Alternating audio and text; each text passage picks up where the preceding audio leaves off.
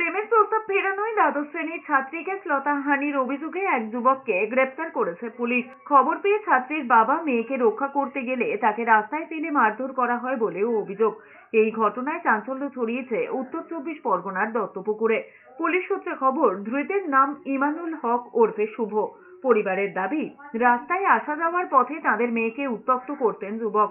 ইমানুল তাদের রাস্তা আটকে দাঁড়ান, আবার প্রেমের প্রস্তাব দেন। সরাসরি প্রেমের প্রস্তাব প্রত্যাখ্যান করে ছাত্রী। অভিযোগ, এরপরেই ওই যুবক ছাত্রীকে অ্যাসিড হামলার হুমকি দেন এবং রাস্তার মধ্যে ছাত্রীর শ্লীলতাহানি করেন। ছাত্রীর বাবা ঘটনাস্থলে পৌঁছে গিয়েছিলেন। তিনি মেয়েকে উদ্ধার করতে গেলে তাকেও ওই যুবক মারধর করেন বলে অভিযোগ। তখন গ্রামবাসীরা ওই ছাত্রী এবং তার বাবাকে উদ্ধার করেন। পরে বাবা এবং মেয়ে দুজনে চিকিৎসা করিয়ে দত্তপুকুর থানায় গিয়ে লিখিত অভিযোগ জানান। পরে মুক্তারপুরের ওই বাসিন্দাকে গ্রেপ্তার করেছে পুলিশ। স্যার, কালকে যখন আমি স্কুল থেকে বাড়ি যাচ্ছিলাম তখন ওই ছেলেটা আমাকে এরা 4 বছর থেকে আমাকে ডিস্টার্ব করে। তো কালকে এখন বলছে অসভ্য কথা বলছে। যখন আমি প্রতিবাদ করি তখন আমার মুখে বলছে অ্যাসিড ছুড়বে।